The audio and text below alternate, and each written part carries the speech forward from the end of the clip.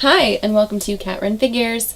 I'm your host Caitlin, and today we are going to be reviewing Midnighter and Apollo, Issue 3. So this is the third part in a 6-part miniseries from DC Comics. I did review the first two in an earlier video on my channel, so check that out if you haven't already before starting into this. So brief synopsis of that is Apollo is now dead, and Midnighter now has to go to hell to get his soul back.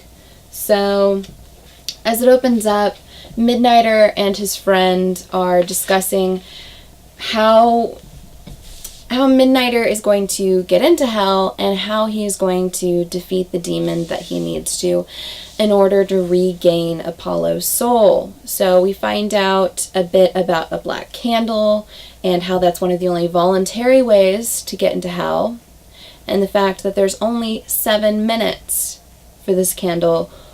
Even with Midnighter's healing factor, he'll die after those 7 minutes. So we better use him wisely.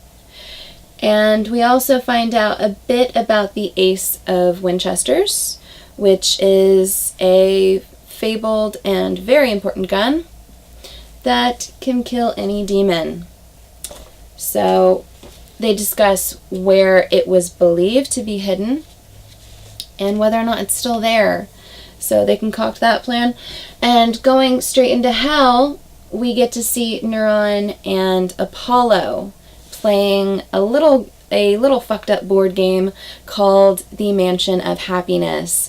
Basically, it's the game of life, but with Sen's torture and torment. Alright, so basically this is Neuron talking about how much of a horrible person he thinks Apollo is.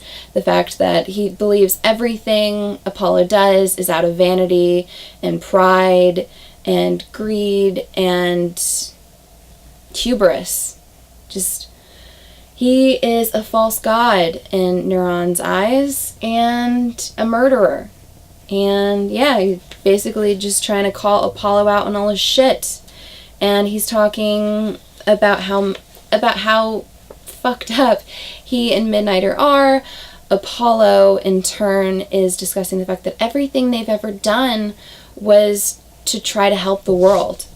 Anyone who's ever died at their hands died for a reason, in order to stop them from hurting other people, in order to save other people. It's a lot of back and forth between this and that. That's basically the entire storyline for Apollo in this issue. So I won't focus too much more on that, to be honest, because Midnighter has all of the best moments in this book. We get into Virginia, where we see Midnighter once again, and he's gone into the suburbs. And he's looking for the Ace of Winchesters. And he finds it in the form of this old man who is actually a monster. He speaks the monster's name as Vadnir, and it exposes him in his true form. He then decides to kick the ever-loving shit out of this guy and ask where the gun is. The monster then informs him that the gun is long since gone, and that his entire journey was for nothing. He'll never save anyone. He'll never be able to find that gun again. Well, Midnighter doesn't exactly like this answer, and he doesn't exactly like the fact that the monster is laughing at him. So he kills him. He literally punches through his head. And then, the same way that so many other monsters do, he burst into water after being killed. Basically, it's like when you're a kid and you know those like squeegee toys we used to play with? Well, that happened. He popped and there was water everywhere. So much water, in fact, that it actually filled up the entire house. So, Midnighter, not accepting that there's no part of this gun left in this home, he knows that there must be some sort of a treasured keepsake from it somewhere. There's no way that he got rid of every piece of it. And thankfully, he's in luck. He finds a bullet that belonged to this gun. And he has one last hurrah with his friend in his bar, and his friend's trying to talk him out of going into hell. And Midnighter basically tells him, this is the only play for me. You know, it's my guy. I gotta go get him back. I gotta go get my man. And he's speaking very much so like the captain about ready to go down with the ship. He's basically preparing his friend for him not to return. And his friend doesn't accept that. And he tells him if he has to go, then he's gotta go. Go get your man. However, he is going to keep a glass clean for him for when he returns, because he knows that he will. So, you know, it's very much him saying, go get your man. I completely believe in you. So Midnighter has one tearful goodbye left over, and he goes to visit Apollo's body, and he basically tells him that he's coming for him. And he lights the black candle, and nothing happens. And he's just kind of standing around like, when is this supposed to work? And then whoosh, he's in hell. So I'm going to skip over what happens with Apollo and Neuron here. Basically, it's a bit more of the game, the Mansion of Happiness, a bit more of Neuron kind of being a dick to Apollo. Anywho, we get into hell, where Midnighter is, and he lands where there are a bunch of soldiers, a bunch of really gross demons, and they're discussing whether or not he actually belongs there.